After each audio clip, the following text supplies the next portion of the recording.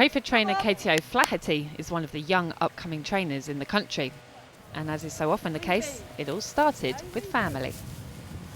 My parents owned dogs at Romford. They had dogs with Kim Marlowe. I started parading there when I was about 15 and I fell in love with them. How did you even get into the parading side of it? It was just I stayed on at school and obviously was looking for a bit of money, and Kim asked me if I'd fancy parading their dogs at the track, and I went up there at the weekends and whatever, and it went from there. Do most paraders have ambitions to be a top-class trainer? No. Funny you should say that, because I remember having a conversation with someone, I must have been about 16 at the time, in a paddock at Romford, and I asked them, Kenland for Chris Duggan at the time, do you want to be a trainer? And they said no, and I thought, strange. I've always wanted to be a trainer, so... What was it that made you want to be a trainer? I don't know, I just fell in love with the dogs, the racing, everything about them. They're just amazing animals. And you do like all aspects of it, don't you? You like the kennel side of it, but you really enjoy your racing as well. I love my racing, yeah, and when my staff go to the track, they actually record the races for me, because I hate not seeing my dogs run. And they come back and show you on their phones or something? Yeah, they send them to me straight away. What do you make of greyhound racing as it is? Would you like to see things changed, or do you think we're kind of heading in the right direction? I think there's a lot of things that do need changing. I like to do my dogs a certain way. Not everybody's the same. That's not to say I'm right, but it's the way I like to do things. And perhaps, there are trainers that shut up early, feed early, dogs out, dogs in, and that's it. But I don't, these dogs are my life, and they should be done properly from start to finish. You only ever get out of anything what you put in, so they deserve more time from everyone. And as a young person in the sport yourself, do you think that's really important for any other youngsters coming through, that things are done in the right way? Yeah, that's paramount. The dogs should always come first. Listen, I've made sacrifices in my life. It's worked out in the end for me now, but I wouldn't have it any other way.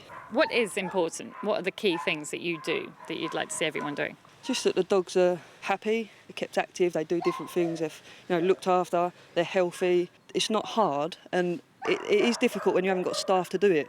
But like I've said to you, me and Steve have been out here till 9, 10 o'clock at night recently. It won't always be like that, obviously, but you only get out what you put in. I know you get dogs checked out regularly, and we've seen you feeding today, and what you feed. I know you've changed since you joined Steve, but you feed well as well. Yeah, that's very important, and they are athletes, and they're all different. They don't all get the same. They do. It does vary, but you have to treat them as individuals as well, not just a kennel full of dogs.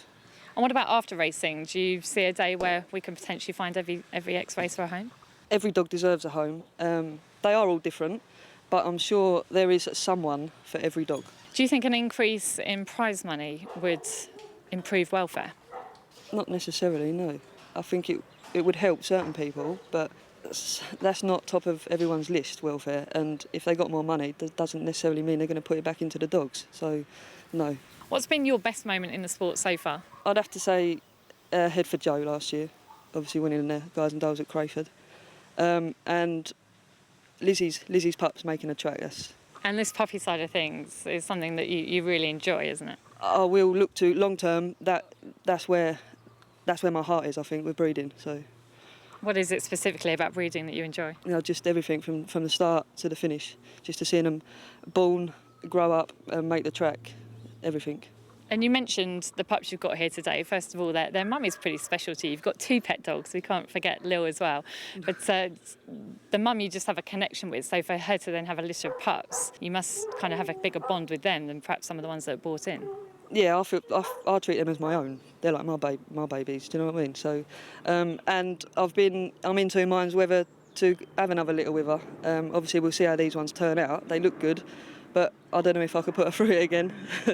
The litter of pups you have had with her, they look fantastic. You must be like a proud mum almost. I am, yeah. I'm really proud of them. Yeah, they look good.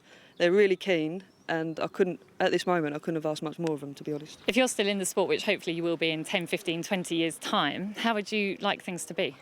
I think the sport needs a shake-up from top to bottom. I think the governing board they need more power to do more. There's, dogs aren't being looked after the same as they are here. And I'm not saying this is perfect or it's right or whatever, but you know, I see things I don't like, and I think that the stipendiary stewards, the GBGB, should be able to do more to stop it and help people.